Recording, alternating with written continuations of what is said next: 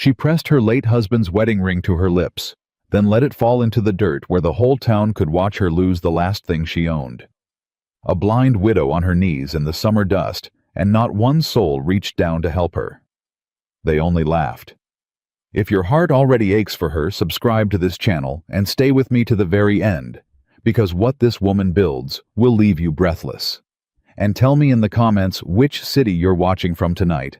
I want to see how far this story travels. The ring was gone, swallowed by the dust of the street, and Evelyn Hartwell stayed on her knees longer than a proud woman should have. She heard them. She always heard everything now. The shuffle of boots that did not step forward. The catch of breath from a woman who pitied her and was too cowardly to say so. The low, satisfied chuckle of Hiram Dalton, who had waited 2 long years for this exact moment and meant to enjoy every second of it. "Well," Dalton said, "are you going to dig for it, Mrs. Hartwell? Or have you finally learned that some things are simply lost?" She did not answer him. She found the ring with her fingertips blind, as she was the way she found everything by touch, by memory, by the patient mapping of a world that had gone dark on her 3 years past. The metal was warm from the sun. She closed her hand around it. "On your feet," Dalton said. "You're embarrassing yourself." "No, Mr. Dalton." Her voice did not shake, and that surprised her more than it surprised them. "I reckon I'm embarrassing you. That's a different thing entire." A few people laughed, not at her this time. Hiram Dalton did not care for being laughed at. He was a man built for ledgers and locked doors, soft in the belly and softer in the conscience, and he had spent 20 years turning the misfortune of Red Hollow Valley into the wealth of Hiram Dalton. He owned the bank. He owned the deed office in everything but name. He owned half the men standing in that street, and the other half owed him enough that they would never look him in the eye. "You signed the note," he said loud now, performing for the crowd.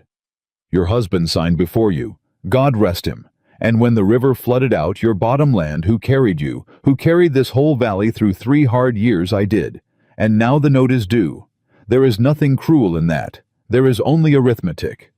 "My husband signed for $400, Evelyn said. "And the interest. The interest you wrote in yourself after he was dead and couldn't read it." She turned her face toward his voice. Her eyes were clouded pale, and they did not find him, but the whole street felt them just the same. "I may be blind, Mr. Dalton, but my daddy taught me numbers before he taught me the Lord's Prayer.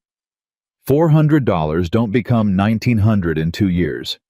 Not by arithmetic, only by theft." The crowd murmured. Dalton's smile thinned. "Careful." "Why?" she said. "What more can you take? You took my husband's land office position when he sickened. You took the lower 40 when the river rose. You're taking the homestead today. There's a word for a man who takes everything a widow has and calls it kindness, but I was raised a Christian woman, so I won't say it in the street." "Then I'll say a word," Dalton answered, and now his voice went cold and quiet, the way it did when he stopped performing and started cutting. "Burden. That's the word for what you are, Mrs. Hartwell. A blind woman alone on 300 acres. She cannot work, cannot see, cannot defend. You are nothing without that land. Nothing but a burden on every decent soul in this valley, and I am relieving them of you." Silence then. The kind of silence that comes before something breaks, and into that silence came boots, heavy, slow, coming up the street from the direction of the high trail where no respectable man came from, where there was nothing but mountain and timber and the long cold places that ordinary folk feared. Each step landed like a question nobody wanted to answer. Evelyn heard it before anyone turned to look. She always heard things first. She did not know the gate. That was the strange part. She knew every step in Red Hollow Valley. She'd memorized them the way other folk memorized faces, and this one belonged to no one. It was new. It was unhurried.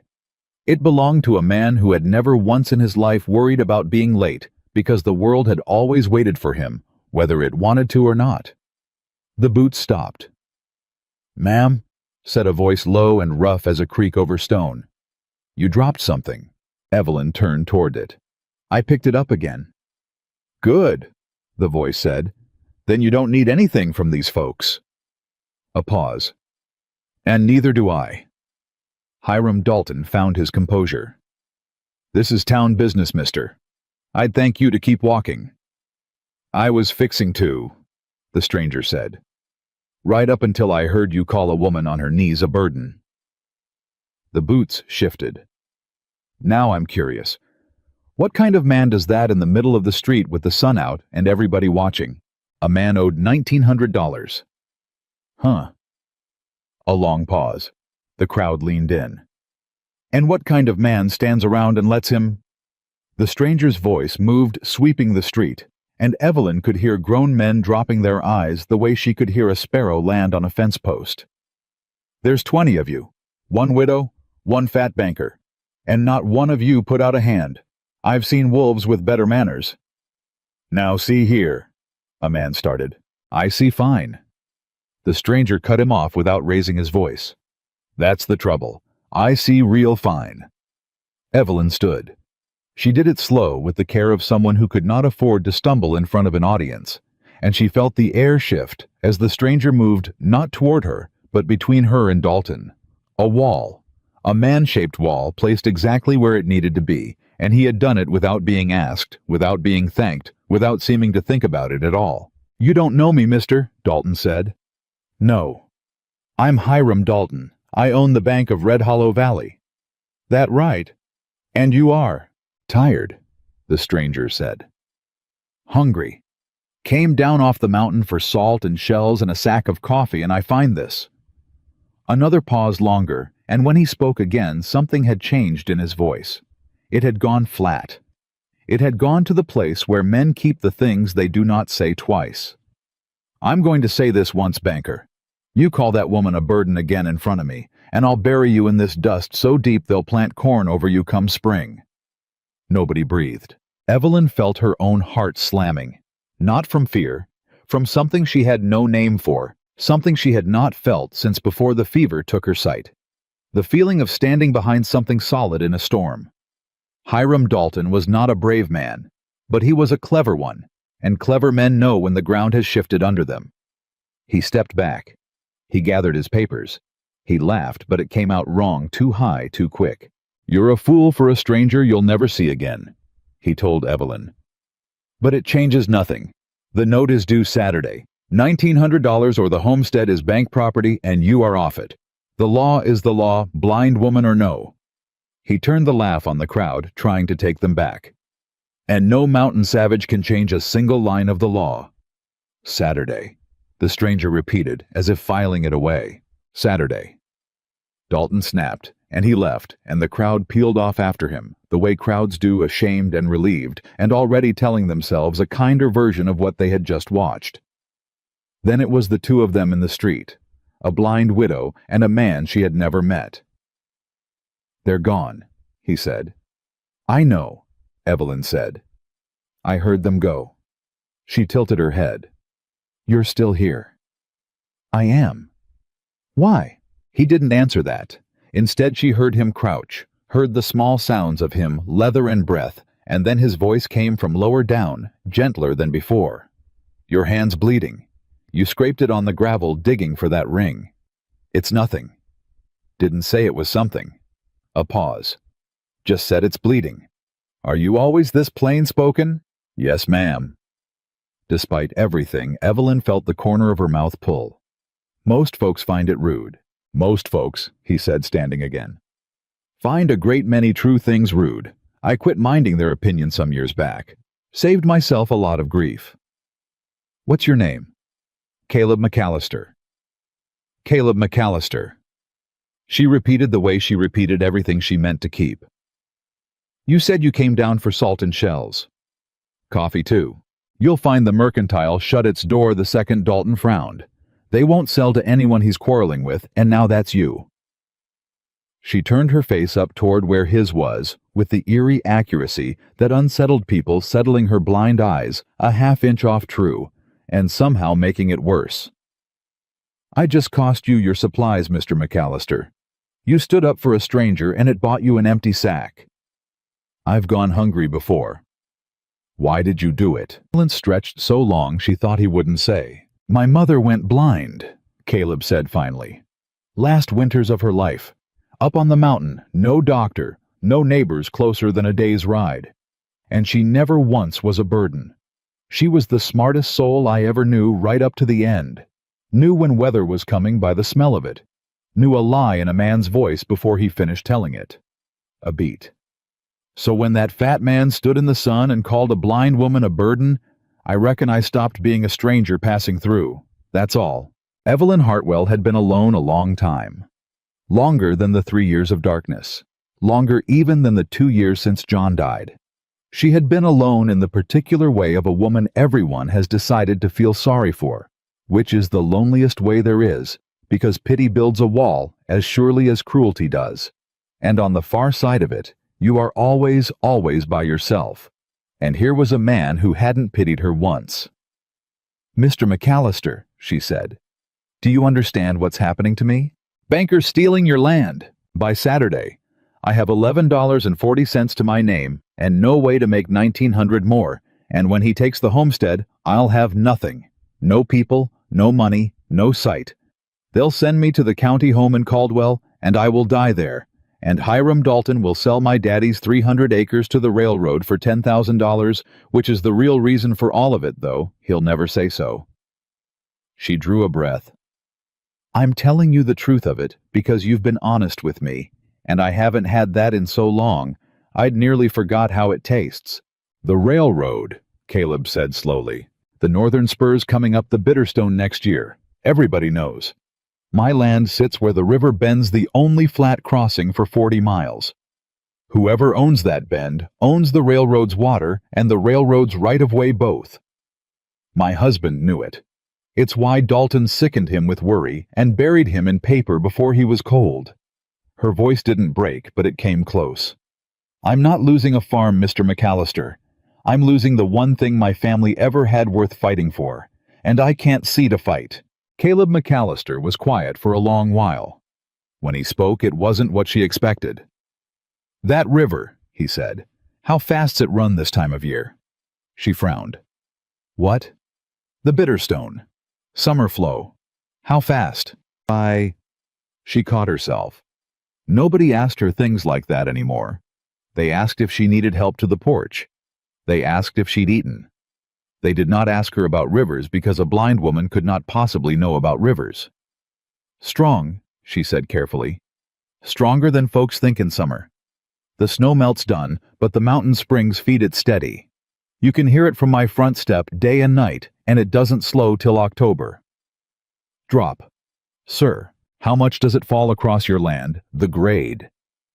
And then Evelyn Hartwell understood all at once what kind of question she was being asked, and her blind eyes went wide, and her ruined heart, which she had been so sure was finished with hope, gave one hard, painful, traitorous beat. Enough, she whispered. More than enough. There's a fall by the old crossing where the water drops 8 feet and 20 yards. My daddy used to say you could turn a wheel there big as a barn. He always meant to. He never had the money, and then the river took the lower 40, and then he passed and... She stopped. Why are you asking me about the fall, Mr. McAllister? Water that moves, Caleb said, is work that's free. A mill, she breathed. There's no sawmill within 60 miles of here. I came down the trail and I counted 4 new homesteads going up, all hauling milled lumber by wagon from Caldwell at a robbery price. Whole valleys growing, railroads coming, and not one board sawn within a day's ride. A pause. Your land's not a burden, ma'am.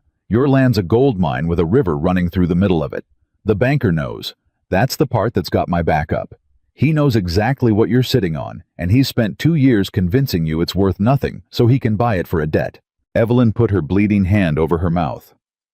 All this time, she said, and now her voice did break finally on the word, all this time they told me I couldn't even keep the place, that a blind woman alone... She stopped, started again steadier. Could it be done truly? In 4 days? No, Caleb said. The hope guttered. Not the mill, he went on. A mill takes months, but that's not what you need by Saturday. By Saturday, you need $1,900. or you need a reason the bank can't touch the land. Those are two different problems, and I only know how to solve one of them. Which one? Neither yet. She heard him shift his weight. But I've got a strong back, 12 years living off a mountain that tried to kill me every winter and no place particular to be. And you've got the land, the river. And... He paused, and she heard something like respect enter his voice.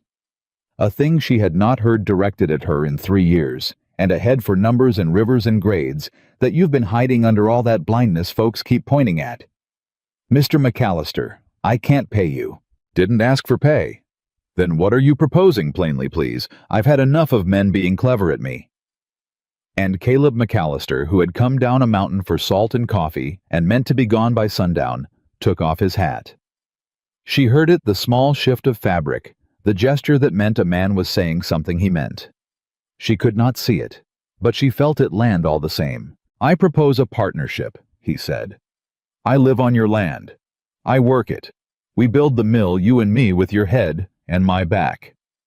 I'll pay your debt to the banker myself if I have to, every cent out of what I've got buried up the mountain, which is more than a stranger ought to admit in the open street, so don't repeat it. And when the mill runs, we split it even, 50-50, yours and mine. You'd give a blind widow half of something you built. I'd give my partner half of something we built, Caleb said.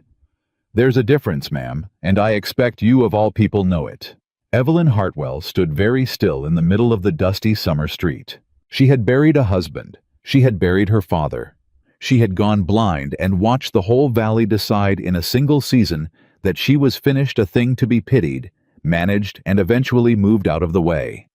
She had knelt in the dirt not 20 minutes past and let a fat man kick the legs out from under the last of her pride, and she had believed, truly believed, that this was the end of her story. And now a mountain man she'd never see was offering her a beginning. They'll laugh at us, she said quietly. You understand that. The minute word gets out. A blind woman and what did Dalton call you, a mountain savage, building a mill together. They'll laugh till they're sick. Let them. They'll say you've taken leave of your senses, throwing in with the valley's lost cause. Mrs. Hartwell.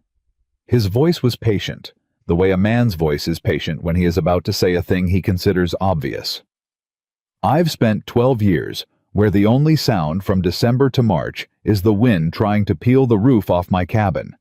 I have learned to tell the difference between a sound that can kill me and a sound that's just noise. A pause. A town laughing is just noise. I stopped hearing it years ago. Question is, can you? And there it was. The real question. Not could it be done. Not whether the river fell far enough or the timber stood thick enough. The question was whether Evelyn Hartwell, who had learned to navigate her whole dark world by sound, could choose to stop hearing the one sound that had ruled her every waking hour, the sound of an entire valley agreeing that she was nothing. She thought of her father's voice. You could turn a wheel there big as a barn. She thought of John signing papers he was too sick to read, trying to save her and dooming her instead. She thought of the warm metal of the ring still clutched in her bleeding hand. My name is Evelyn, she said. Ma'am, if we're to be partners, I won't be Mrs. Hartwell to you. That was John's name, and John is gone, and I'd as soon not haul a ghost into a business venture. She lifted her chin. Evelyn, and I'll need to put my hand on your arm to walk back to the homestead, Mr. McAllister, because the street's full of ruts, and I can't see them, and I won't pretend I can to spare my pride. I've spared my pride about enough today, I think. She heard him go still. Then she heard something she had not heard from a grown man since she lost her sight. Not pity, not awkwardness, but the simple, plain sound of a person taking another person seriously. Caleb, he said, if I'm to be Mr. McAllister, you'll be Mrs. Hartwell, and you just told me you'd rather not. So, Caleb. Caleb. She put out her hand into the dark with the trust of a woman who had decided in the space of a single ruined afternoon that this one stranger would not let her fall. Take me home then. We've got 4 days no money, and a town full of people fixing to laugh at us. I expect we'd best get started. His arm was there before her hand finished reaching. It was, she would think later, the first time in 3 years that met her halfway. They walked up out of the town together.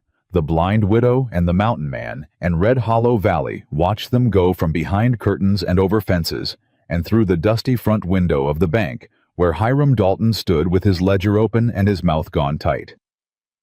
"Who is he?" Dalton said to the clerk beside him. "Don't know, sir. Nobody knows. Came down off the high trail. Unlautes. Find out." Dalton watched the two figures shrink toward the river bend.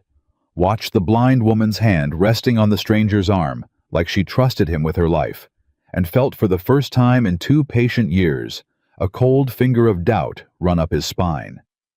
Find out everything. A drifter I can buy or run off in a week, but a drifter who knows about the railroad. He shut the ledger. That's a different animal entire. "You think he knows, sir?" Dalton said nothing. He was thinking about the way the stranger had asked no questions about the woman, the pretty widow, the sad story, and had walked her straight up the river road toward the only thing in this valley worth $10,000. "He knows," Dalton said softly. "God help me, he knows." Out on the river road, Evelyn Hartwell lifted her face to the summer wind and breathed in the smell of pine and water and warm dust. And for the first time since the fever took the light from her eyes, she was not walking toward an ending. "Caleb," she said. "Evelyn. That fall by the old crossing. The 8-foot drop." Her grip tightened on his arm not from fear now, but from something fierce and rising and brand new. "Tell me everything you know about water wheels. Every last thing. We've got a long walk, and I mean to use it." And Caleb McAllister, walking a blind widow home past a town that had laughed at them both, found himself almost smiling. "Well," he said, "it starts with the river. Everything starts with the river." "Then start there," said Evelyn. "I'm listening. I'm always listening." She was, and by the time they reached the homestead, the sun sinking low in gold over 300 acres that a banker had already counted as his own, the blind widow knew more about water wheels than any sighted man in Red Hollow Valley. And Hiram Dalton's clerk was already riding hard for Caldwell to learn the name of the stranger who had stepped into the dust and changed everything. The homestead smelled of dust and disuse when they reached it, and Evelyn knew every board of the porch by the sound it made under her feet. "3 steps up," she said. "The second one's loose. Don't trust it." Noted. She heard Caleb test it anyway, heard the wood groan, heard him grunt the small grunt of a man confirming a thing he'd been told. It pleased her, that grunt. He hadn't believed her. Then he'd checked. Then he'd believed her. That was 3 more steps of respect than most folks in the valley had given her in 3 years. "You don't take my word," she said. "I take everybody's word the same way Caleb said. Once I've stepped on it myself." She laughed. It came out rusty like a hinge that hadn't turned in a long while, and it startled them both. "Sit," she said, finding the doorway by memory. "I'll make coffee. I've got that much left at least, even if the mercantile won't sell you any." "You don't have to feed me. Caleb McAllister." She turned in the doorway, her clouded eyes settling near his face. "You just offered to spend money you buried up a mountain to save a stranger's land. I expect I can spare you a cup of my daddy's coffee. Sit down before I change my mind about all of it." He sat. She made the coffee blind, and she made it well, and he said so, and she told him not to sound so surprised. And for a little while, the two of them sat on a dying widow's porch and drank coffee like people who had not just bound their futures together over a debt due in 4 days. Then the quiet broke. Hoofbeats. Coming up the river road. 2 horses moving easy in no hurry, which was worse than a hurry, because men in a hurry were afraid, and men taking their time were not. Evelyn went still. "Who is it?" 2 riders. Caleb was already on his feet. She heard the chair scrape, heard the particular stillness come into his voice that she was learning meant trouble. 1 big horse, 1 small, town clothes. The big one's wearing a star. Sheriff Pruitt. Her hands tightened on her cup. "And the small horse is the Deputy Lyle. Caleb Pruitt's Dalton's man, bought and paid for. Whatever they say, don't trust a word." Wasn't planning to. The horses stopped at the foot of the porch. Evelyn heard the saddle leather creak, heard one man dismount and one man stay mounted, which told her exactly how the conversation was going to go before a word was spoken. "Mrs. Hartwell," came Pruitt's voice, oily and slow. "Heard you had some excitement in town. Heard a stranger made some threats." "I heard a banker call a widow a burden in the public street," Evelyn said. "Funny how that part didn't make it to you, Sheriff. This your stranger? This is Mr. Caleb McAllister, my business partner." A silence. Then Pruitt laughed, and the deputy laughed with him, and the sound of it scraped at something raw in Evelyn that she'd thought was already scarred over. "Business partner," Pruitt repeated. "That what they're calling it now." "Mind your mouth, Sheriff." Caleb's voice didn't rise. It dropped. "There's a lady present and you're standing on her porch. I'm standing where I please. I'm the law in Red Hollow." A pause, the creak of a man settling his thumbs in his gun belt.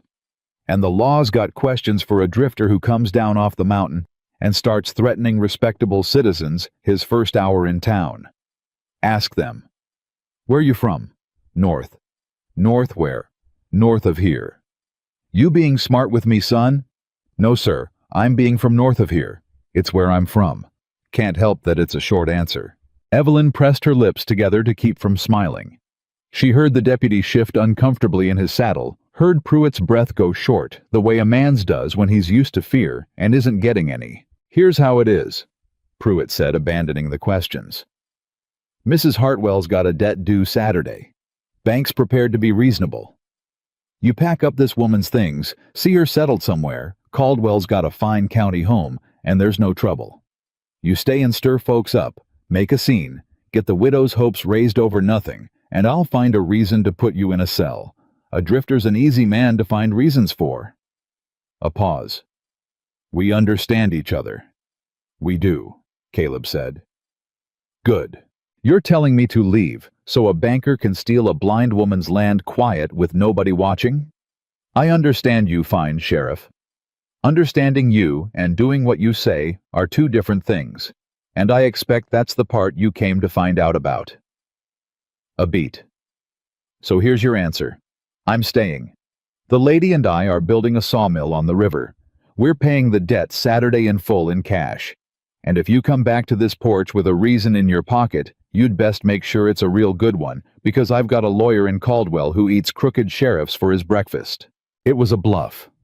Evelyn knew it was a bluff. Caleb McAllister had no more lawyer than he had a herd of cattle.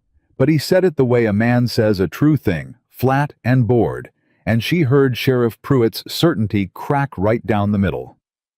"You're paying $1,900, Pruitt said slowly. "Saturday, in cash. In full. A drifter. A man with money buried where the law can't reach it," Caleb said, "which is more than I can say for the bank's money the way Dalton's been adding to ledgers after men die. You tell him I said that, word for word. See how he likes his arithmetic spoke out loud." The deputy Lyle finally spoke young and nervous. "Sheriff, maybe we ought to—" "Shut up, Lyle."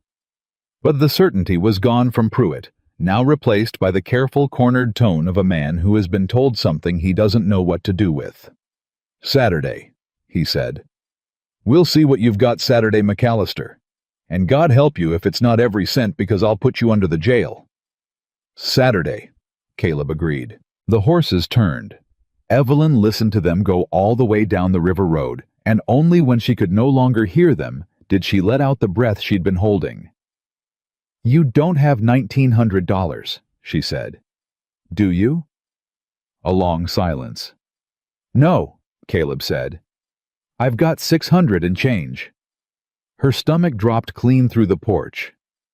"Caleb, 600 and change buried in a tin up the mountain, 12 years of trapping and not spending. It's a fortune to me. It's a third of what we need." She heard him sit back down. Heavy heard the honesty cost him something. "I lied to the banker, and I lied to the sheriff, and I'd lie to them again, because a bluff buys time, and time's the only thing we don't have less of than money. But I won't lie to you, Evelyn. Not ever. We're $1,300 short with 4 days to find it, and I don't know how. That's the truth of where we stand. And here was the moment Evelyn thought where most people would have wept. Where she would have wept even a year ago. 6 years. A bluff. A blind woman and a poor man against a banker, a bought sheriff, and a debt the size of a mountain. But something had shifted in her out there in the dust when a stranger asked her how fast the river ran.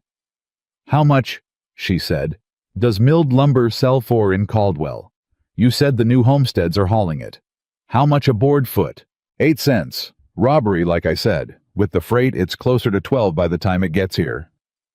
And what would it cost us to cut and saw it ourselves once the mill ran? A penny. Less.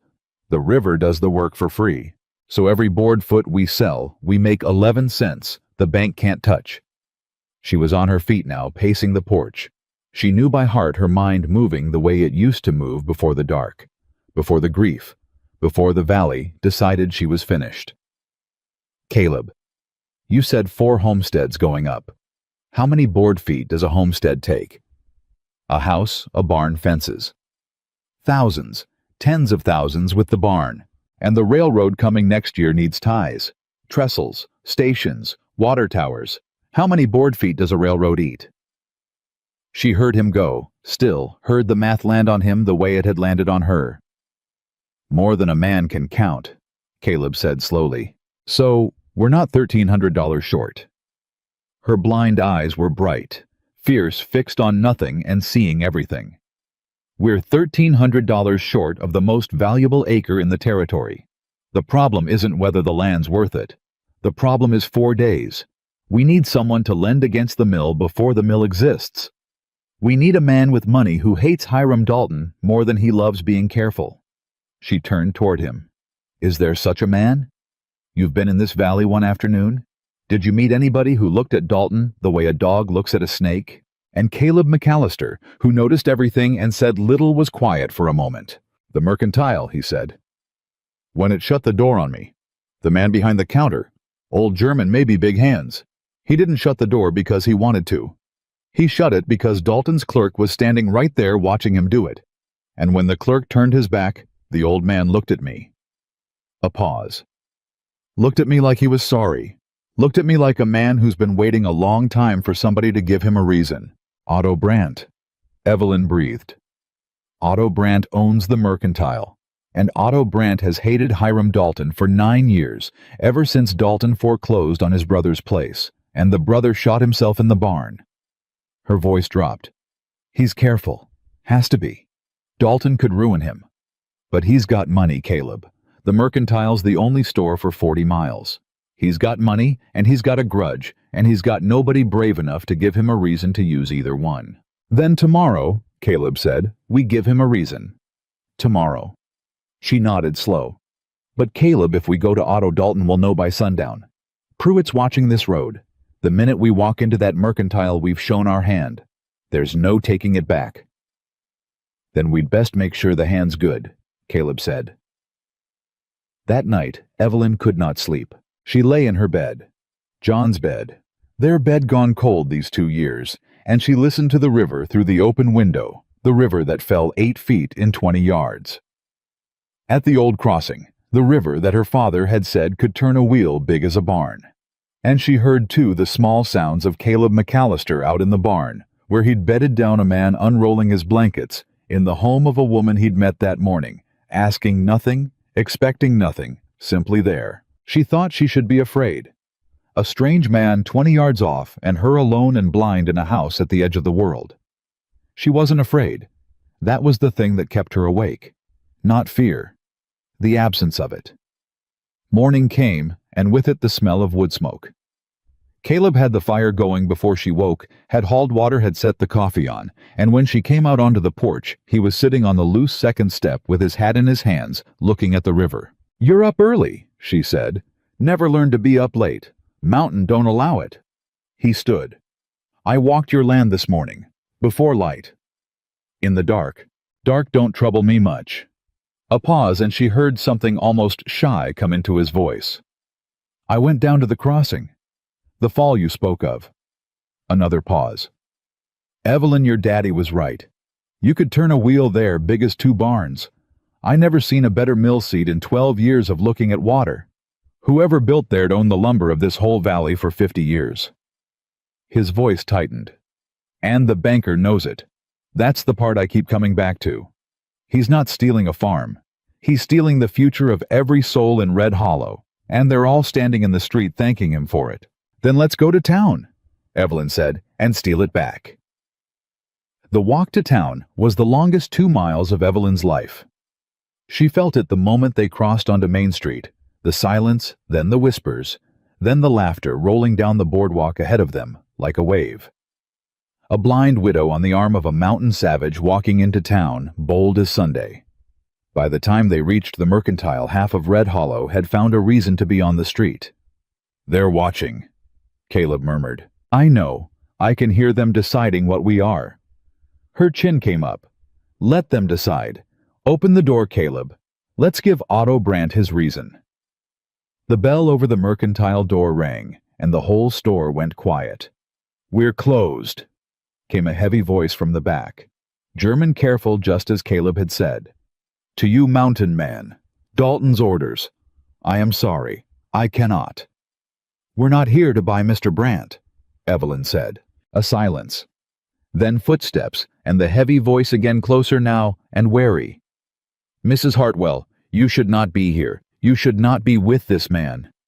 Dalton. Dalton foreclosed on your brother's farm 9 years ago, Evelyn said. And your brother died of it, and you've hated that fat man every single day since, and you've never once been able to do a thing about it.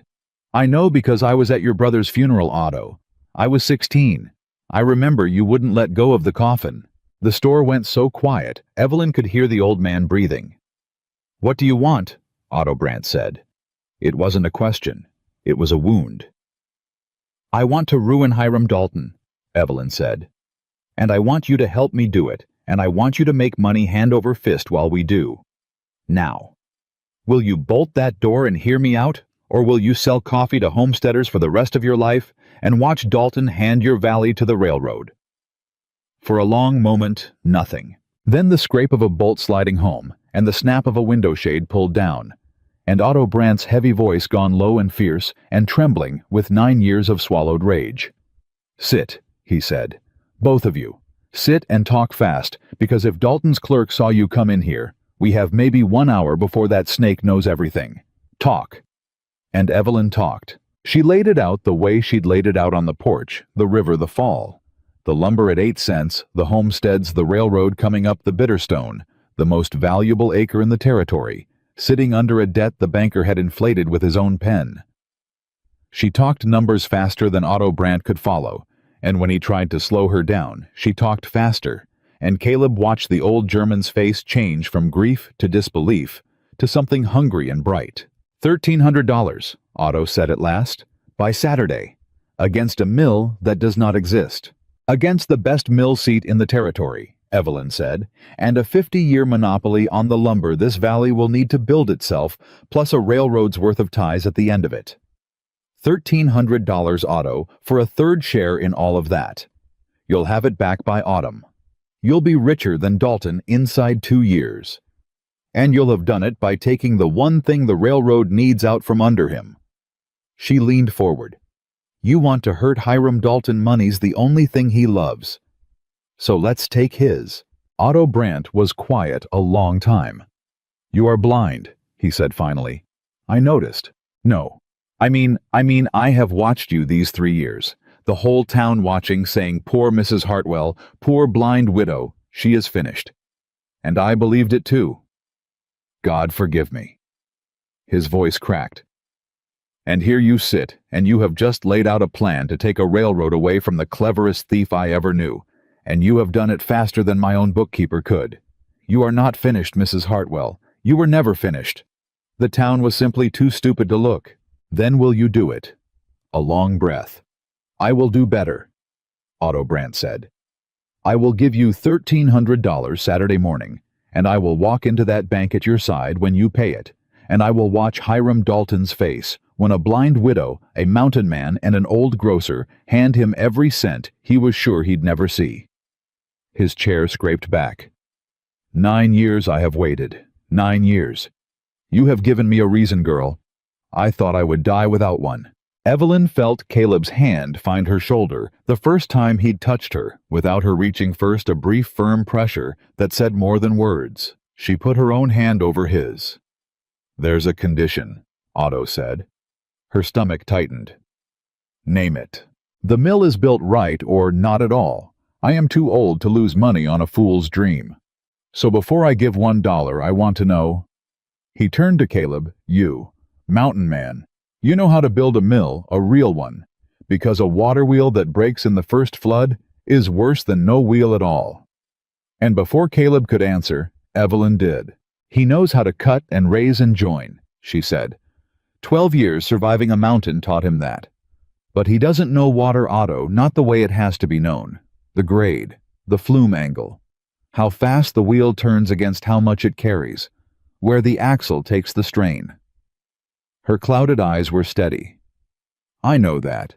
I've known it since I was a girl on my daddy's knee, and I've spent 3 years in the dark with nothing to do but listen to that river and run the numbers in my head. Caleb builds it, I design it. That's the partnership. That's why it'll stand when Dalton's men try to bring it down, and they will try, Otto. You know they will. Dalton will not let this happen." Otto agreed grimly. "When he understands what you are doing, he will not foreclose anymore. He will burn. He will hire men to burn it, or break it, or worse." "Let him," Caleb said. It was the first he'd spoken in a while, and his voice had gone to that flat, cold place again. "A man who burns what other folks build is a coward.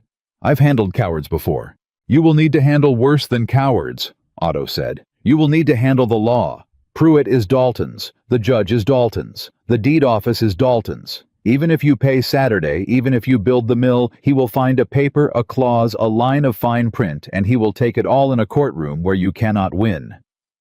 The old man's voice dropped. "I have seen him do it. To my brother. The farm was paid Mrs. Hartwell. My brother paid the debt. And Dalton produced a paper, a second mortgage, no one had ever seen signed in my brother's hand, except my brother could not write his name. And the judge ruled for Dalton, and my brother went into the barn that night." A terrible silence. "Paper power. That is how he kills. Not with guns. With paper." The store had gone cold. Evelyn sat very still, and into the silence came a memory John in his last weeks, fevered and frightened, gripping her hand. The boundary. Evelyn. "The boundary's wrong. I tried to tell them. The boundary's wrong, and Dalton knows." She had thought it was the fever talking. She had thought it meant nothing. "Otto," she said slowly, "the deed office, who surveyed the land boundaries in this valley. The official ones on file. Dalton's man, years ago. Why? And if a boundary on file were wrong, if it had been recorded wrong on purpose by Dalton's own surveyor, who would know?" "No one," Otto said, "unless they had the original survey, the first one, before Dalton's man redrew them." A pause. "Which burned Mrs. Hartwell. The original county records burned in the deed office fire of '78. Very convenient fire. Everyone said so. Nothing left." Evelyn's heart was pounding now hard and high. "Not nothing," she whispered. "My father was the land office clerk before John, before he got sick. He kept copies, Otto. He kept copies of everything, because he didn't trust Dalton's surveyor. And he told me once, there was a strong box buried with the true survey of every parcel in Red Hollow Valley, as it stood before the fire. The real boundaries, the true lines." Her hands were shaking. "I was a child. I thought it was a story.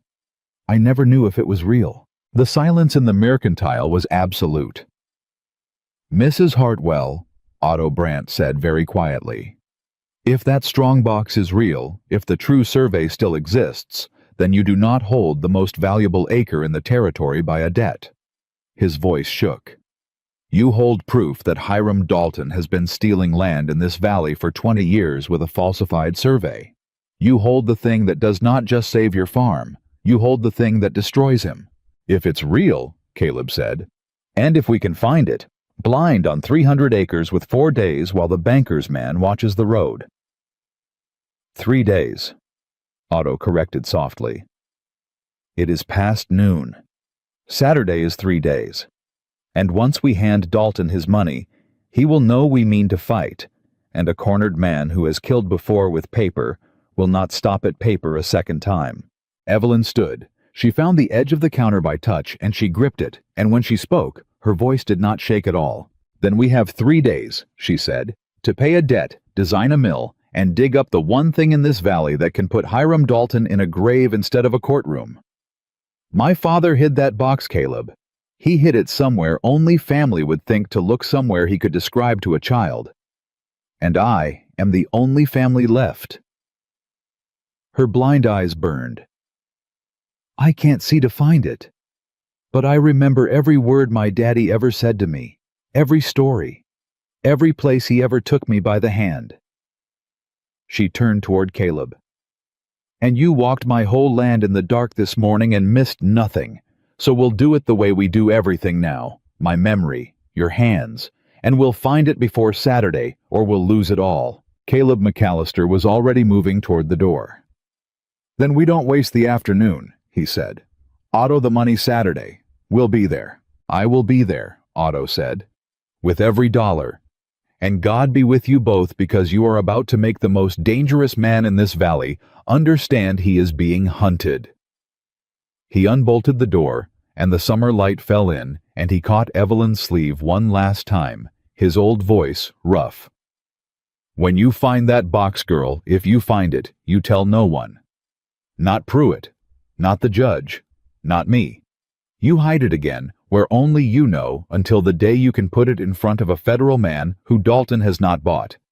Because the moment Hiram Dalton learns that Survey still breathes, he will burn this whole valley to ash to be sure it never sees a courtroom. They walked back out into the street, the blind widow and the mountain man, past a town that no longer quite knew whether to laugh. And up at the bank window, Hiram Dalton watched them leave. The mercantile, watched the old German bolt. The door behind them, watched the way the widow walked, no longer like a woman going to a county home, but like a woman going to war. Sir, said his clerk. Brant closed up, pulled the shade. They were in there near an hour. Hiram Dalton said nothing for a long moment. The drifter's name, he said finally. Did Caldwell wire it back? Not yet, sir, but... The clerk hesitated. Sir, the deputy said the man claims he'll pay Saturday, the whole 1900, in cash. And for the first time in 2 careful years, the smile left Hiram Dalton's face entirely. Send for the surveyor, he said quietly. The old records, the boundary on the Hartwell parcel. He turned from the window, and his voice when it came was cold as a January grave. I want to know what that blind woman knows, and I want to know it before Saturday. They didn't go straight back to the homestead. Caleb took the long way off the river road up through the timber where Pruitt's deputy couldn't follow without being heard. He's behind us, Evelyn said quietly. 200 yards. He's been there since the mercantile. I know. Lyle. The young one. Caleb's voice was low. He's not following to learn anything. He's following so Dalton knows we know we're being watched. It's a message. Then let's not give him a story to carry back. She tightened her hand on his arm. Walk me home plain. We dig nothing today. We let them think we spent the afternoon dreaming about a mill that'll never get built. And tonight after dark, when even a deputy has to sleep, then we start looking for my daddy's box. You can search in the dark. Caleb, she almost smiled. I search in the dark every minute of my life.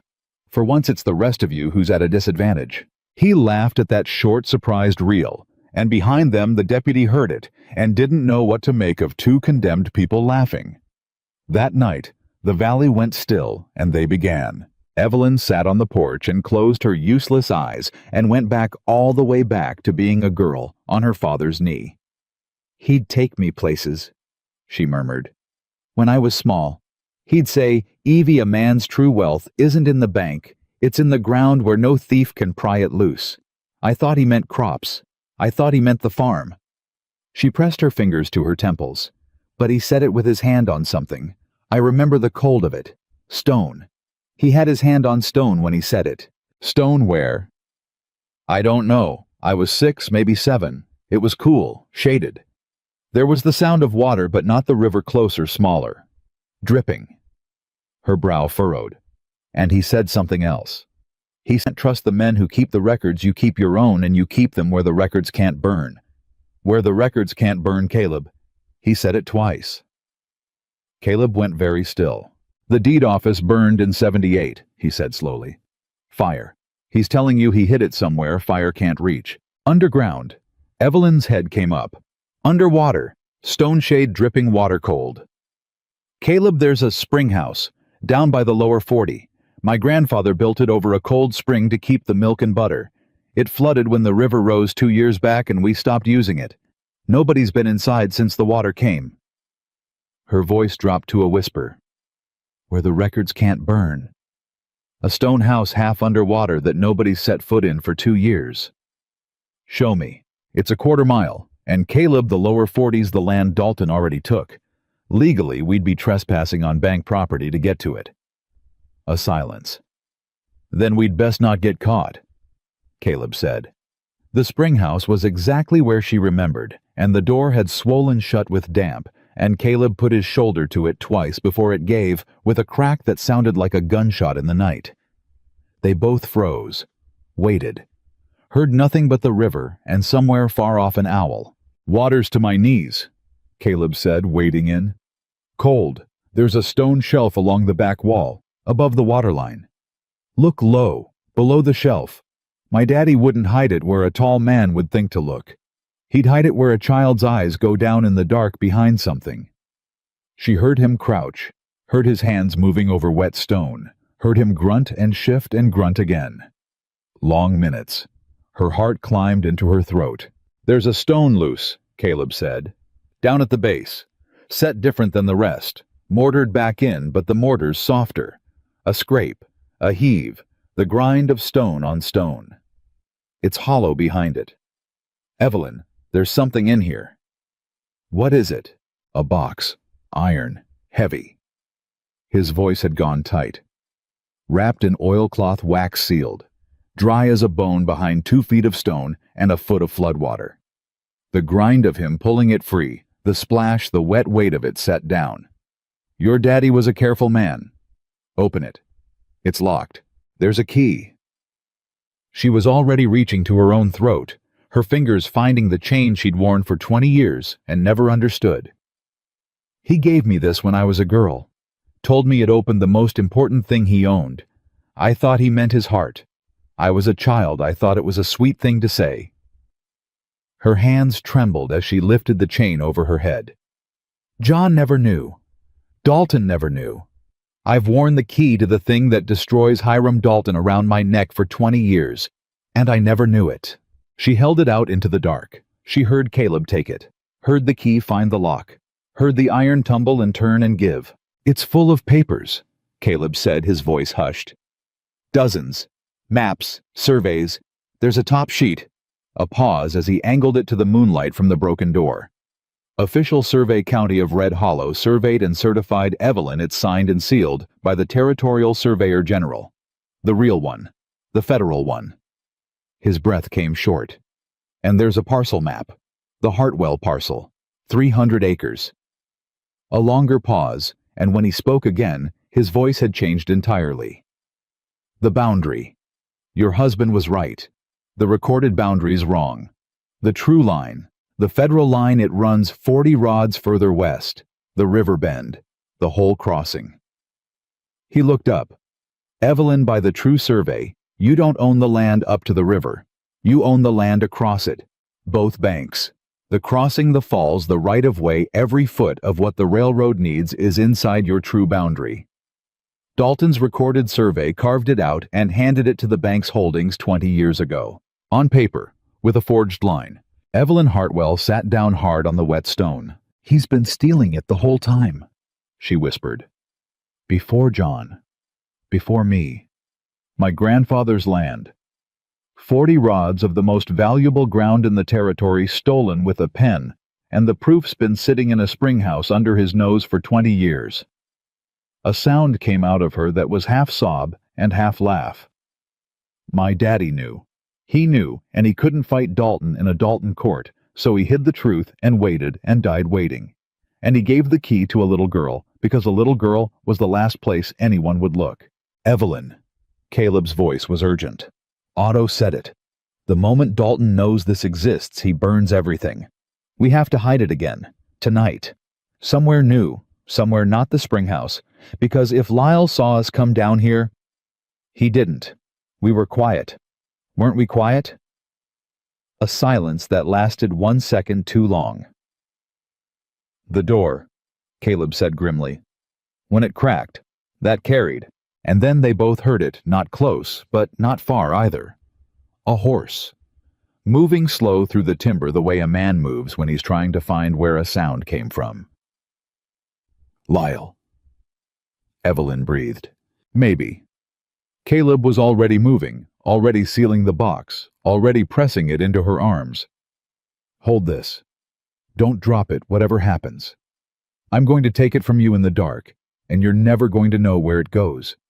And that's the point.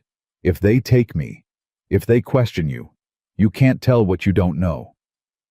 His hands closed over hers around the iron box. You trust me? The question hung between them. A blind widow. A box that could destroy the most dangerous man in the valley. A stranger she'd known for a day and a half, asking her to hand him the only weapon she had and let him carry it into the dark where she could not follow. Yes, Evelyn said. God help me, I trust you. Hide it. Hide it where even I don't know. He took it. She heard him go not toward the house, not toward the road, but up into the timber where his mountain feet made no sound at all. And she stood alone in the flooded spring house, with knee-deep cold water and a heart full of terror and hope. And she waited. The horse came closer. Mrs. Hartwell. Lyle's voice, young and uncertain from outside. That you in there? I heard a noise. I'm here, deputy. She waded toward the broken door toward his voice, and she let her blindness do the work. Her words couldn't let herself stumble, let herself sound lost and frightened and small. I couldn't sleep. I came down to, oh, I shouldn't have. I know it's the bank's land now. I just wanted to see the old spring house one more time before Saturday. My grandfather built it. I'm sorry. Are you going to arrest me? A long pause. No, ma'am, Lyle said, and there was something in his voice, shame maybe, or pity, or the first crack in a young man's loyalty to a bad master. No, I'm not going to arrest a blind woman for visiting her granddaddy's spring house. Where's the mountain man? Asleep in the barn, I expect. I came alone. I'm slow, but I know my own land in the dark better than I know it in the light. She let her voice tremble. Will you tell Mr. Dalton I was here? Will I be in trouble? Another pause longer. I won't tell him, Lyle said quietly. Get on home, ma'am. It's late and... He stopped. It's late. Go home. She heard the horse turn and go, and she stood in the dark, shaking, and only when he was long gone did she let herself breathe. He hadn't seen Caleb. He hadn't seen the box. He'd seen a sad blind widow saying goodbye to a spring house, and he'd believed it, because the whole valley had spent 3 years teaching him that's all she was. The lie had worked because the contempt was already there. She made her way home alone in the dark, sure-footed where a sighted person would have fallen, and Caleb was on the porch when she got there empty-handed. It's hidden, he said. You'll never find it. Neither will they. Lyle came. I know. I watched from the timber. You were... He paused, and she heard the respect again, deeper now. You played him like a fiddle, Evelyn. Made him feel sorry for you, and grateful to himself for being kind. That boy rode off feeling like a good man. He'll never think twice. It wasn't a game. Her voice was raw. I hated every second. 3 years of folks deciding I'm nothing, and tonight I used it. Wore it like a coat. Made myself small so a deputy wouldn't see I'm dangerous. She sat down hard on the porch step. I don't know which is worse, Caleb. Being thought of as nothing, or learning to weaponize it. A silence. Then Caleb sat beside her, close, not touching, and when he spoke, his voice was gentle, as she'd ever heard it. My mother used to say a sharp tool cuts whichever way you turn it, he said. Folks made you a blade, Evelyn, Spent 3 years grinding the edge. They don't get to complain about which way you swing." She turned her face toward him in the dark. "You always know what to say," she said. "I that. From a man who claims he hates talking." "I don't say much. Doesn't mean I don't think it." A pause. "Get some sleep. 2 days now. We've got a debt to pay and a mill to start and a man hunting for the thing we just dug up. Tomorrow, it gets harder." It did. It got harder at dawn when Caleb walked the river bend with a length of knotted rope and a level he'd made from a string and a pebble, and Evelyn walked beside him with her hand on his arm and her mind on fire, because now they weren't dreaming. Now they were building. "Walk me the fall," she said. "Slow. I need to hear it and feel it. Count your paces out loud and tell me when the ground drops." He did. He paced the 20 yards from the top of the fall to the bottom, calling the count, and she listened to the river change voice as it dropped, heard it speed and deepen and roar, and she felt the air shift cool against her face where the water threw spray. 8 feet, she murmured. He was right, maybe 9. "Caleb, that's not a wheel. That's 2 wheels set in series. The top one drives the saw, the bottom one drives a grinding stone, and we sell flour and lumber both." Her hands moved in the air, shaping a thing only she could see. Overshot wheel. The water hits the top of the wheel and gravity does the work. It's 3 times the power of an undershot. We build a flume, a wooden channel from the top of the fall, and we aim the water right onto the top of the wheel. The flume angles everything. Too steep, and it tears the wheel apart.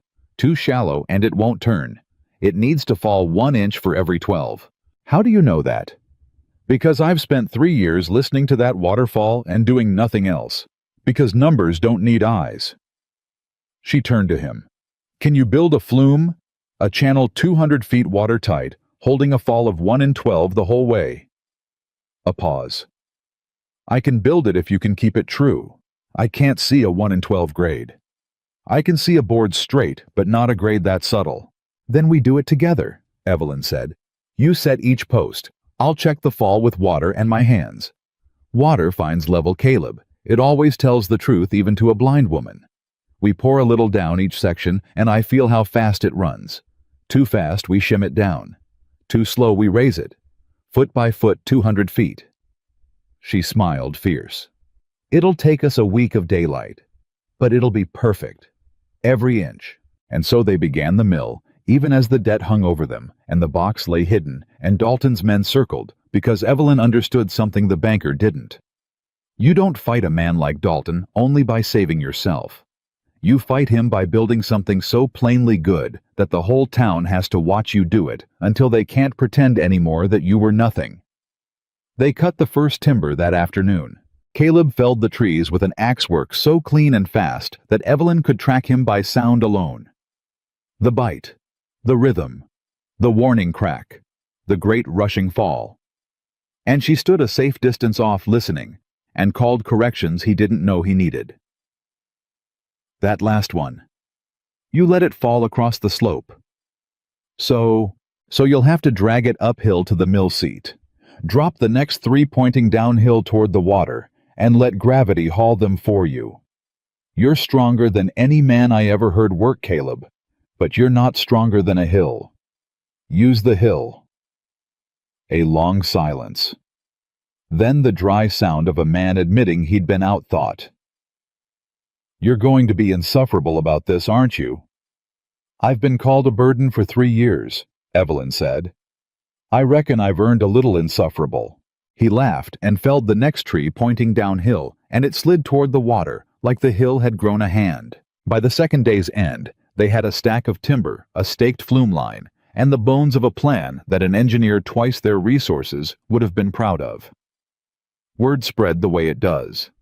Folks came to the edge of the trees and watched, not to help, never to help, but to gawk and shake their heads and carry the story back to town. A blind woman and a mountain savage building a mill that would never run on land the bank would own come Saturday. "They're laughing," Caleb said low as a knot of townsmen drifted off toward the road. "Let them get their laughing in now," Evelyn said. She set her hand on the first squared post. Caleb had raised the cornerstone of the whole works, true and plumb and solid as the man who'd cut it. They've got 2 days of laughing left. After Saturday, when we walk into that bank and pay every cent the laughing stops. And after the wheel turns. She pressed her palm flat against the wood, and her blind eyes shone.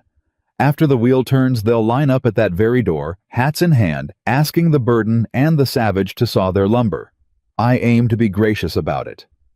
A beat. Mostly. But that night, the laughing turned to something else. Otto Brandt came up the river road in the dark on foot, breathing hard, and his news fell on the porch like a stone through a window. Dalton sent for the surveyor. He gasped. Today. The old man Cruz, the one who drew the false maps 20 years ago. Dalton has him in the bank office right now going through the boundary records. And Mrs. Hartwell. He gripped the porch rail, the deed office. Dalton has filed an emergency petition. He is not waiting for Saturday. He has gone to the judge and asked to seize the land tonight, claiming you are stripping timber off property that is about to revert to the bank. Cutting his trees, he says. Destroying his collateral. Evelyn's blood ran cold. Can he do that? The judge is his. So yes, there are men coming. Tonight or tomorrow at first light with a paper that says they may remove you and stop the cutting. And once you are off the land. Otto's voice broke. Once you are off, even for a day, even with the money ready Saturday, he will find a reason to keep you off. Possession, Mrs. Hartwell. He learned long ago. The law moves slow, but a man on the land moves fast. Whoever stands on the ground when the dust settles owns it. Caleb was on his feet. How long? First light. Maybe sooner. I wrote ahead of the word, but it is coming. And Evelyn Hartwell stood on the porch of the home she might lose by morning, with a hidden box that could save her if only she could survive to use it. And she did the thing that had carried her through 3 years of darkness. She stopped being afraid, and she started to think. Otto, she said, go home. Be at the bank Saturday with the money like we planned, because we are going to need it, because we are going to win this, and pay this debt, and end this clean. Go. But the men coming tonight are coming for a blind widow they can carry off easy. Her chin came up. They're about to find out the ground's been moved under them. Go, Otto, and trust me. The old man went troubled into the dark, and Evelyn turned to Caleb, and her voice was steady as stone.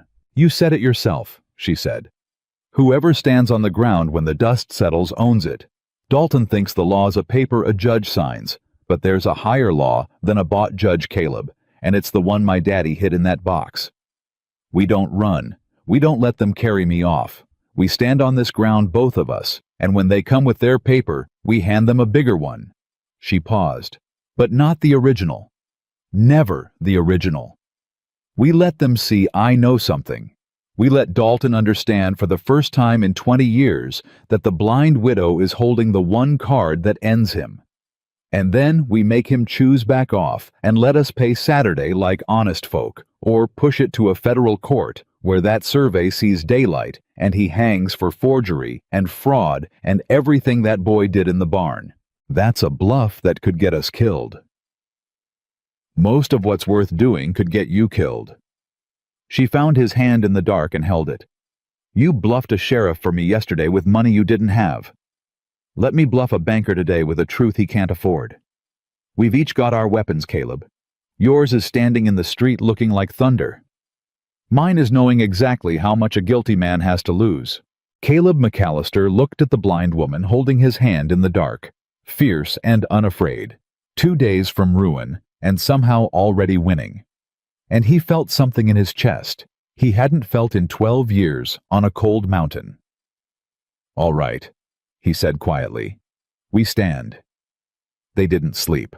They sat on the porch through the small hours, and Evelyn drilled him on the boundary. The 40 rods west, the river crossing the federal seal, the surveyor general's name until he could recite it cold. And just before first light, when the birds went quiet, the way they do before men come. Evelyn lifted her head. Horses, she said, coming up the river road. 4, no 5. One of them's a buggy. Her hand found Caleb's arm. Dalton came himself. He never comes himself. He sends Pruitt, he sends paper, he sends men. He doesn't dirty his own boots. Her blind eyes turned toward the sound, and her voice dropped to a whisper that raised the hair on Caleb's neck. He's Caleb. After 20 years, Hiram Dalton is finally afraid. And a frightened man who's killed before is the most dangerous thing in this valley.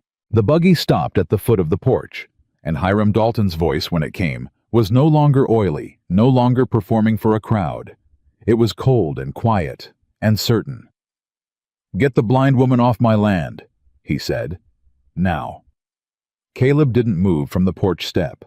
Evelyn felt him there beside her, solid, unhurried, and she heard him answer Dalton in that flat mountain voice that gave nothing away. "She's not going anywhere. I have a court order." Paper rustled. "Signed by Judge Hollis last night. This land reverts to the bank's protection effective immediately pending Saturday's foreclosure, on grounds the occupants are stripping timber and destroying collateral. Sheriff?" "McAllister." Pruitt's voice hard now, emboldened by the paper and the 4 men behind him.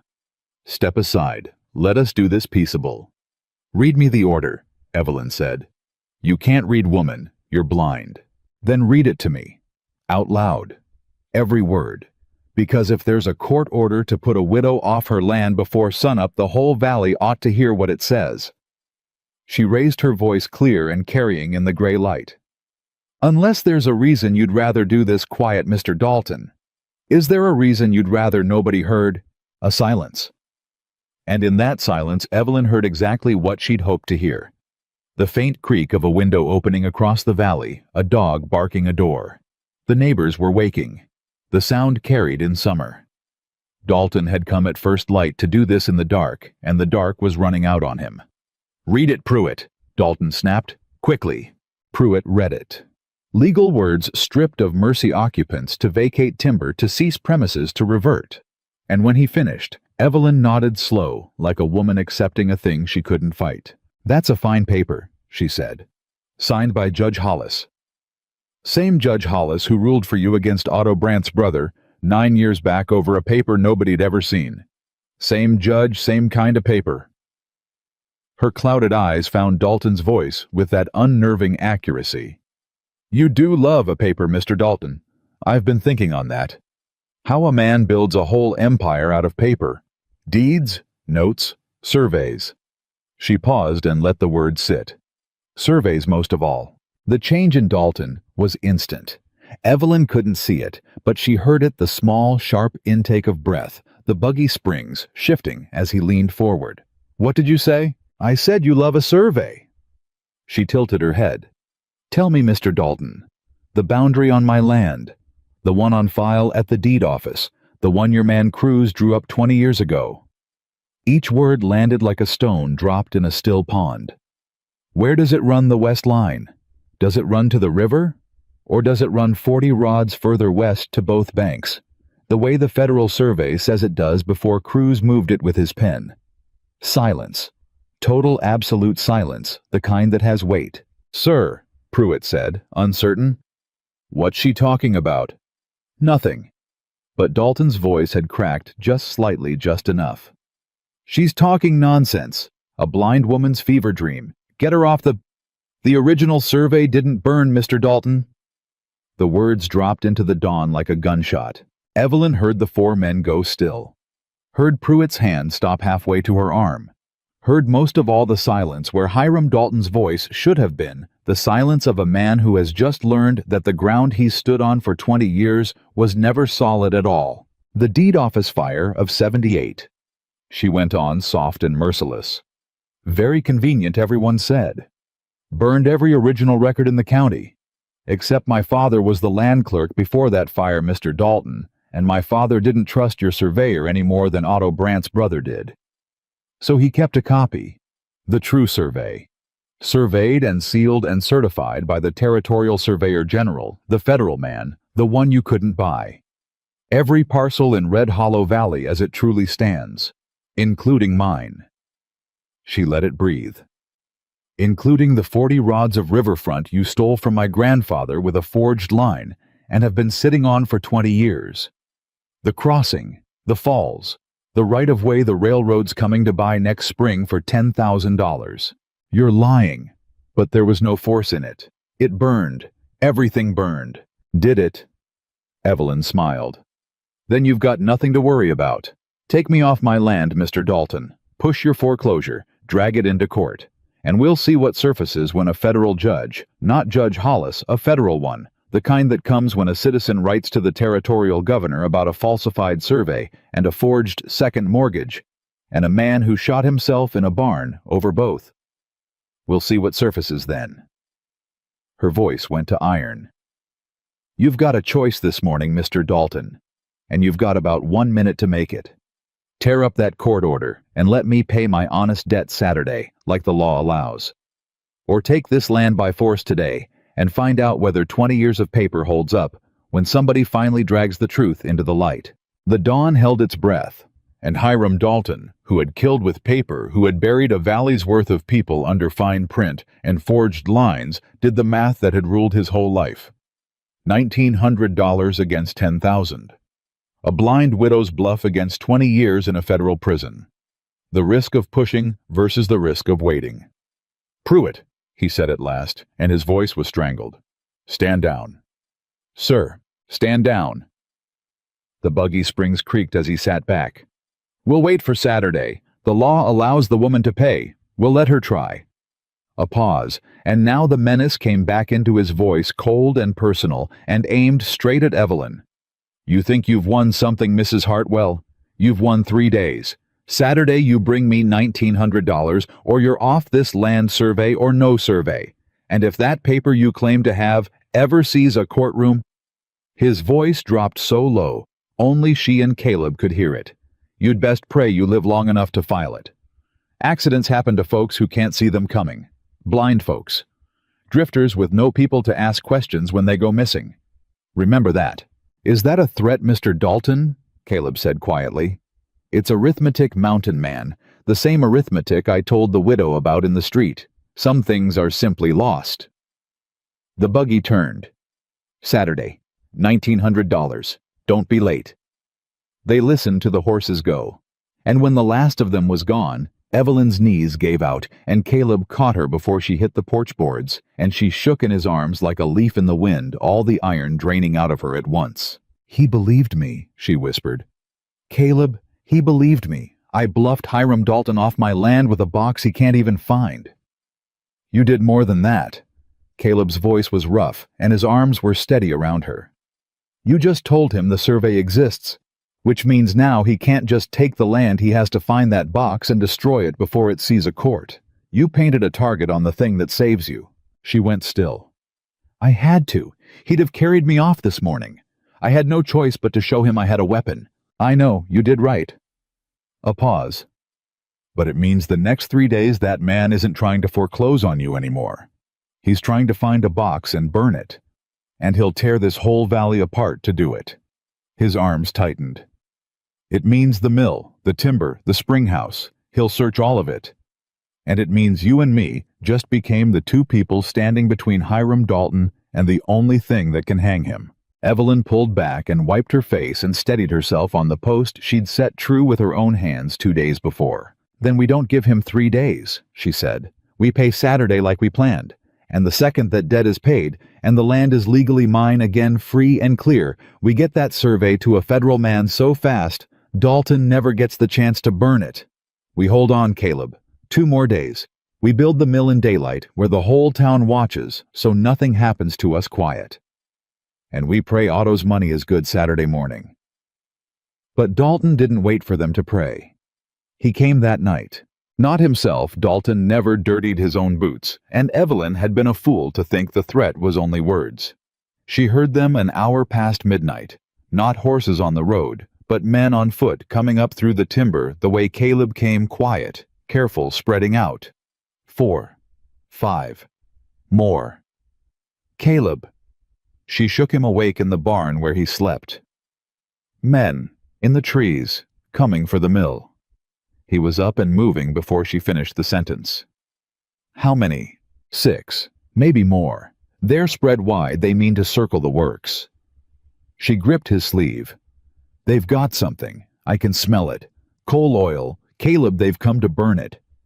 He swore low and vicious. "The flume. The timber. 2 days of work. Let it burn." He stopped.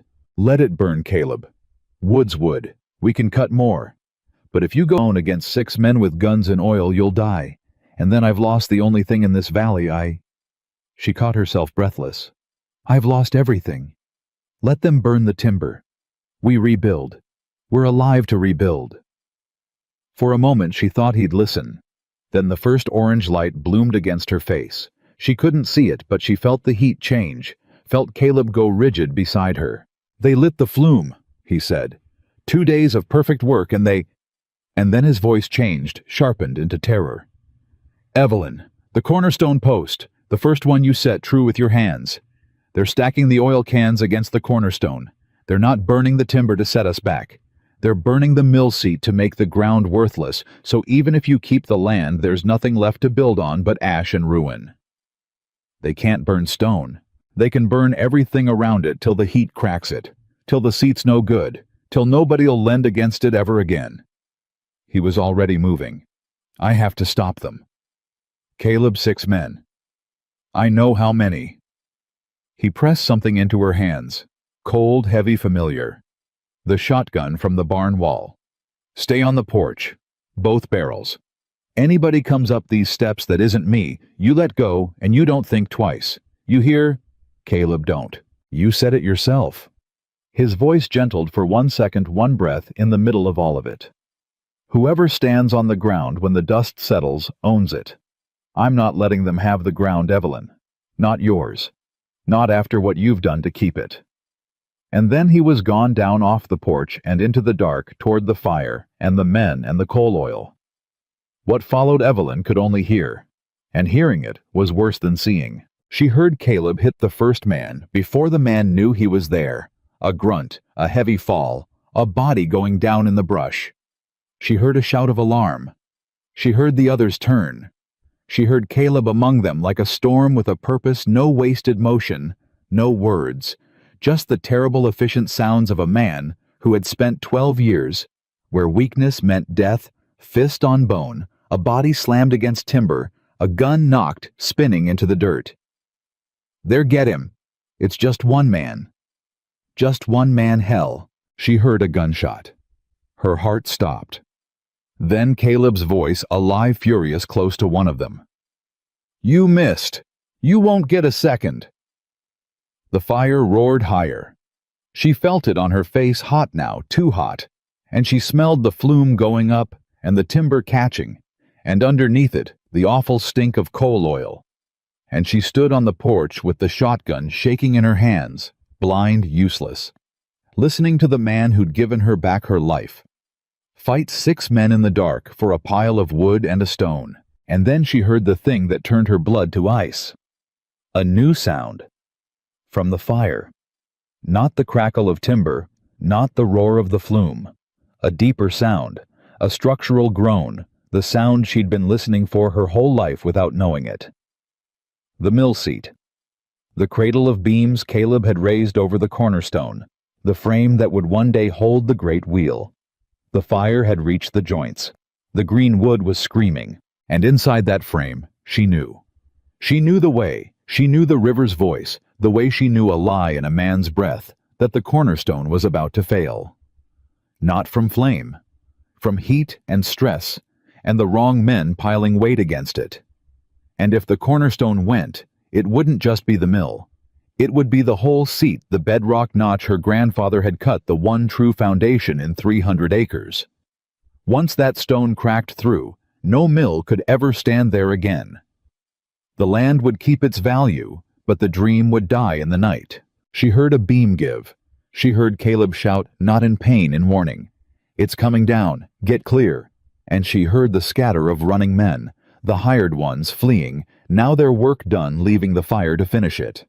And she heard Caleb not run. She heard him go toward the collapsing frame instead of away from it. "Caleb!" she screamed. "Caleb, get out of there!" "The brace!" His voice strained from inside the heat.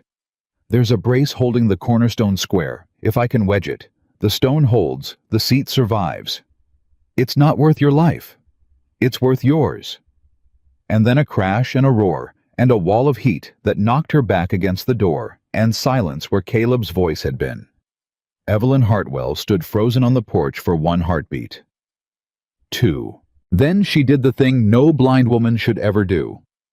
She set the shotgun down, and she went down the steps she knew by heart, and she walked toward the fire, toward the heat, toward the roar, toward the place where the man's voice had been following. The only map she had left, the map of sound and memory, and 3 years of moving through a world she couldn't see. Caleb. She felt the heat sear her face, her hands out in front of her, her feet finding the slope down to the mill seat by memory. Caleb, answer me. Make a sound. I can't find you if you don't make a sound. Nothing. The fire roared. The timber crackled. And under it, faint half-buried, a cough. There. She turned toward it into the heat. Keep coughing. Keep making noise. I'm coming. I can't see you, but I don't need to. I never needed to. Just keep sounding, and I'll find you. I swear to God, I'll find you. Another cough, closer, and his voice weak, pinned. Evelyn. No, the frame, get back. I'm blind, Caleb. The fire doesn't blind me. I've been working in the dark my whole life, and you're the one who's lost in it now. She was close, the heat unbearable, her hands finding fallen timber, hot searing, and she felt past it, following his cough, following his breath. I'm going to get you out. You hear me? You did not give a blind widow back her life just to die in her front yard over a pile of wood. Now where are you? Make the sound. Make it again. He made it, and her hands found his shoulder pinned under a fallen brace, the fire eating closer, and Evelyn Hartwell, who could not see the flames, who could not see the smoke, who could not see anything at all, and never would again, took hold of the man who'd refused to leave her in the dust and braced her feet against the ground her family had bled for, and pulled. She pulled, and the brace didn't move. It's pinned at both ends, Caleb gasped. You can't lift it. Evelyn, go. I'm not lifting it. I'm a blind woman, not a fool. Her hands were already moving over the timber, reading it the way she read everything, fast and sure. It's pinned because it's wedged against the cornerstone. If I knock the wedge, the whole brace shifts and rolls off you. Where's it bearing? Tell me where the weight sits. My left shoulder, the long beam. Then the wedge is at the foot downhill where you set it square. Her hands founded a fist of oak driven hard between the brace and the stone, the very wedge Caleb had hammered in to save the cornerstone. The thing that had held the stone true had pinned him under it. I'm going to kick it loose. When it goes, the beam rolls toward the river. You roll the other way. You hear me? On 3. Evelyn, the fire's 2 feet from your skirt. Then we'd best be quick. She set her heel against the wedge. 1, 2. She didn't say 3. She'd learned long ago that men brace for 3. She kicked on 2 with everything. 3 years of darkness had put in her legs, and the wedge shot free, and the great beam groaned and rolled toward the water, and Caleb threw himself the other way, and Evelyn felt his weight come up off the ground and into her arms. Up, she said. Up now, lean on me. I know the way out. You don't. For once in your life, mountain man, let the blind woman lead. And she led him. Out of the fire, up the slope, she'd walked 10,000 times in the dark, every root and rut a friend, while the man who could see staggered behind her, blind and choking on smoke. She led him by memory and by feel and by the cold thread of the river sound at her back, and she did not stumble once. Not once. The whole valley would have sworn it impossible, a blind woman leading a sighted man out of a burning mill in the dead of night. But Evelyn Hartwell had been finding her way through the dark longer than any of them, and she knew the truth the valley had never learned. She had never once been helpless. They had only decided she was. They came out into clean air, and Caleb went down on his knees, coughing, and Evelyn went down with him, her arms around him, her face pressed to his sooted hair, both of them shaking. You came into the fire, Caleb rasped, blind. You came into the fire for me. You came down a mountain for a stranger. She held him tighter. I reckon we're square. The seat, the cornerstone.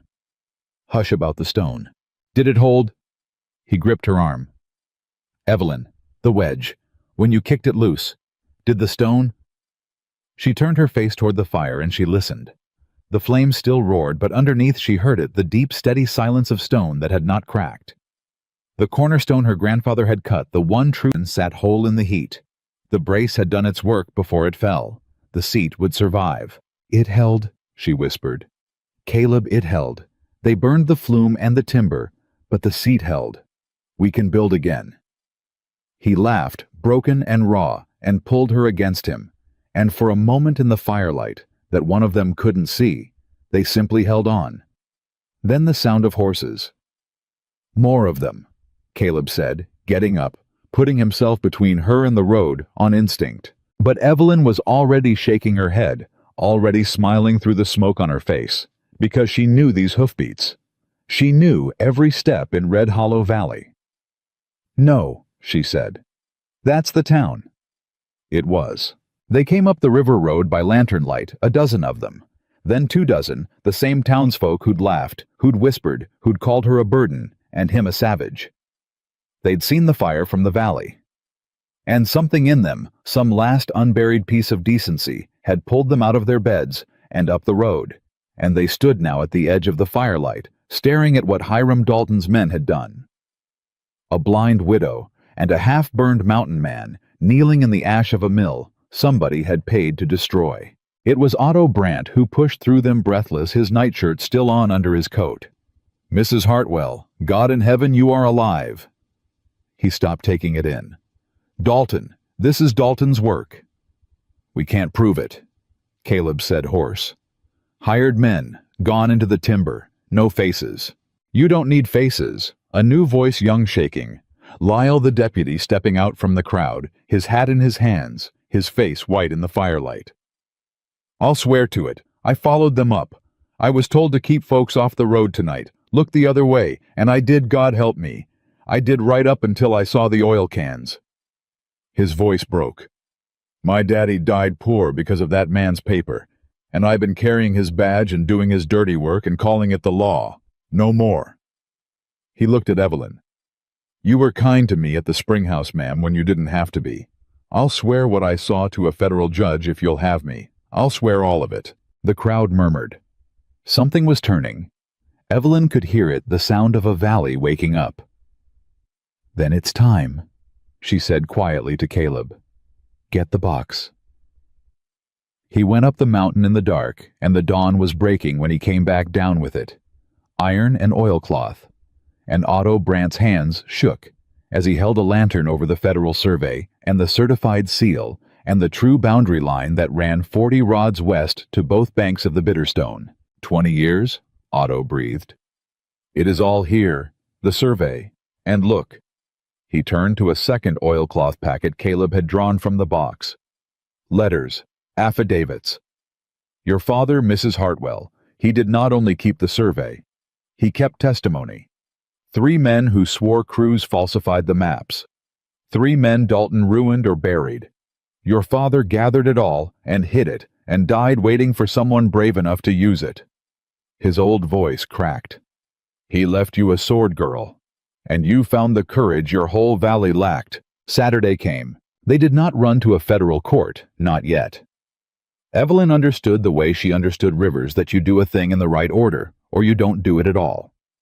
So Saturday morning, with the survey copied and witnessed, and Lyle's sworn statement sealed, and 3 copies of everything riding hard for the territorial governor's office in 3 different saddlebags, so no fire could catch them all. Saturday morning, Evelyn Hartwell walked into the bank of Red Hollow Valley with Caleb McAllister on one side and Otto Brandt on the other, and she set $1,900 on Hiram Dalton's desk. Count it, she said. Dalton didn't move. His face had gone the color of old paper. He'd heard about the fire. He'd heard about Lyle. He'd spent 2 days waiting for the land to fall into his hands, and instead, the ground had opened under him. You burned my mill, Evelyn said, to crack a stone that didn't crack. You sent a court order to put a blind woman in a county home. You inflated a dead man's debt with your own pen and called it arithmetic. And 20 years ago you moved a survey line 40 rods west and stole my grandfather's riverfront, and you've been selling pieces of this valley that were never yours to sell." She set her hand flat on the money. "Count it, Mr. Dalton. $1,900. My honest debt paid in full on the day it's due, witnessed by Otto Brandt and the law. After today, you have no claim on my land. None. And the survey you swore burned in '78 is sitting in the governor's office by now in triplicate, with sworn affidavits and a deputy's testimony to keep it company." Dalton's hands trembled on the desk. "What do you want?" "I want what's mine. The true boundary, both banks, the crossing and the falls and the right-of-way." Her clouded eyes found him. "And I want you gone from Red Hollow Valley by the time the federal man arrives. Because when he reads what my father left, you won't be foreclosing on widows anymore, Mr. Dalton. You'll be answering for a forged survey, a forged mortgage, and a man who died in a barn over both. That's not arithmetic. That's a noose. So you can run today, and live or stay and hang. Either way." She leaned in. "You are finished in this valley. The way you told me I was finished. Funny how it comes back around." Hiram Dalton ran. He was gone before noon. His fine buggy loaded with what he could carry north out of the valley toward the territory line, a man who'd built an empire on paper, fleeing the one piece of paper he couldn't buy or burn. The federal marshal who came 3 weeks later found an empty house and a bank in receivership, and a stack of evidence so complete that the warrant for Dalton's arrest was wired to 4 territories. Whether they ever caught him, Red Hollow never learned, and Red Hollow never cared. He was gone. That was enough, and the valley changed. It changed slow. At first, then all at once the way a river changes when you finally let it run where it was always meant to go. They rebuilt the mill. Not alone this time, the whole town came. The men who'd laughed showed up with their own tools and their own timber sheepish saying, little working hard the way folks do when they're trying to apologize without admitting they were wrong. Otto Brandt put up the lumber for the new flume and called it an investment, and everyone knew it was penance.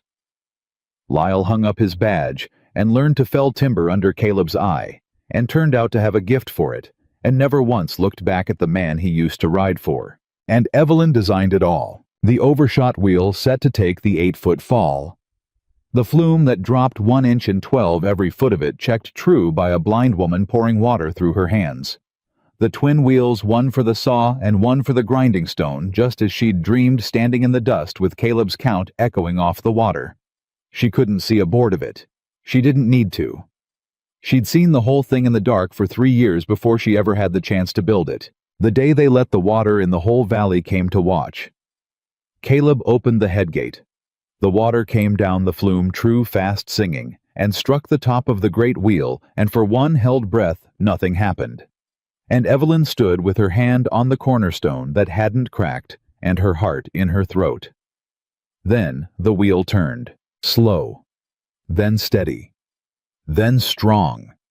The saw screaming to life inside, biting into the first log, and the sound of it, the sound of a thing built right, built true, built by a blind woman and a mountain man on land. A banker swore they'd lose. Rolled out across Red Hollow Valley like a church bell. The town that had laughed did not laugh. The town that had laughed took off its hats. Within a year, they were lined up at the door. For lumber, for milled flour, for work because the mill hired half the valley and paid an honest wage. The railroad came up the Bitterstone the next spring just as everyone knew it would, and the right-of-way ran straight through Evelyn Hartwell's true boundary, both banks, the crossing, and the falls. And the railroad paid her in good federal money, more than Hiram Dalton had stolen from her family in 20 years. She gave a third to Otto and a half of what was left to Caleb, and put the rest into a school, because she remembered being a child on her father's knee, and she meant for the next blind girl in Red Hollow Valley to learn her numbers before anyone got the chance to call her a burden. But that came later. What mattered came one summer evening after the wheel had run a full season, when Caleb found Evelyn out on the ridge above the mill, listening to it turn in the dusk. "You can hear it from here," she said without turning. She always knew his step, now knew it the way she'd never known another's knew it in the dark, knew it the way you know the one sound in all the world that means you're no longer alone. "All the way up here. The wheel. I can hear it turning. You built it so it'd run smooth." He came and stood beside her. "No reason it should be loud. That's not why I live." She turned her face toward him, then her clouded eyes catching the last of the light. "I listened because for 3 years the only thing I could hear was a whole valley deciding I was nothing. And now I stand up here and I hear a wheel I built turning on land that's mine, sawing lumber for the same folks who called me a burden. And I think," her voice caught, "I think my daddy would have liked the sound of it. I think he hid that box so I'd have a chance to make a sound like that." Caleb was quiet a long moment. "That first day," he said, "in the street, when you dropped that ring in the dust and not a soul reached down." His voice was rough. "I told myself I stopped being a stranger because of my mother. Because of the blind. That was true. But it wasn't the whole truth." What was the whole truth? The whole truth is, I'd been coming down off that mountain for 12 years feeling like I didn't have a single reason to stay anywhere. Then I watched a blind woman tell a banker she'd embarrass him instead of the other way around, and I thought... He stopped.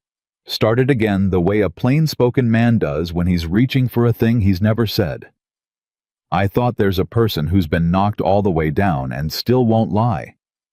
I'd been looking for solid ground my whole life, Evelyn. Turned out it wasn't a mountain. It was you." Evelyn Hartwell, who had not let herself cry once through all of it. Not in the dust, not in the fire, not in the bank. With $1,900 under her hand, felt the tears come now in the safe dark, beside the only man who'd never once looked at her with pity. "You were going to leave by sundown," she said, half a laugh, half a sob. "Salt and shells and coffee, you said. Gone by sundown. Worst laid plan of my life." She heard him take off his hat. Felt the gesture land the way it had landed that first day in the street, a man saying something he meant. "I'm not going anywhere, Evelyn. Not by sundown, not ever. If you'll have a man who talks too little and built you a mill the slow way." Caleb McAllister. She found his hand in the dark, the way she'd found it that first day, reaching into nothing, and trusting it would be there. It was. It always was now. "I've spent 3 years learning that the people who decide what you are don't get the final say. You don't get to be my reason for staying alive. I've already got that. I did it myself in the dark before you ever came down that hill." She gripped his hand hard. "But you can be the reason I'm not alone. That's a different thing entire. And I'd be a fool to turn it down." The wheel turned below them in the gathering dusk, steady and strong and true, sawing lumber on land that was hers, free and clear. Both banks of the Bitterstone witnessed and sealed and beyond the reach of any man's pen. The valley that had laughed lay quiet under the summer stars, and somewhere down in it, Otto Brandt slept easy for the first time in 9 years, and Lyle dreamed of timber instead of badges, and a stone cornerstone sat whole in the earth where a fire had failed to crack it. And on the ridge, the blind widow and the mountain man stood hand in hand and listened to the sound of a thing built right. They had laughed when the mountain man chose the blind widow. They were not laughing now.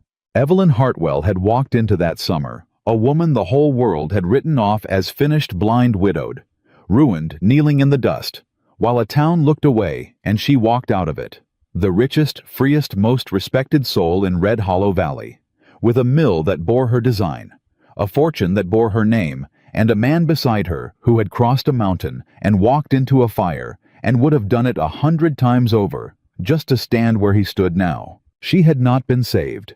She had saved herself and pulled a mountain man out of the flames while she was at it. And as the summer wind came up the valley and the great wheel turned below them, Evelyn Hartwell lifted her face to a sky she could not see, and knew with the bone-deep certainty of a woman who had earned every inch of it, that she had never been the burden they called her. She had always been the answer.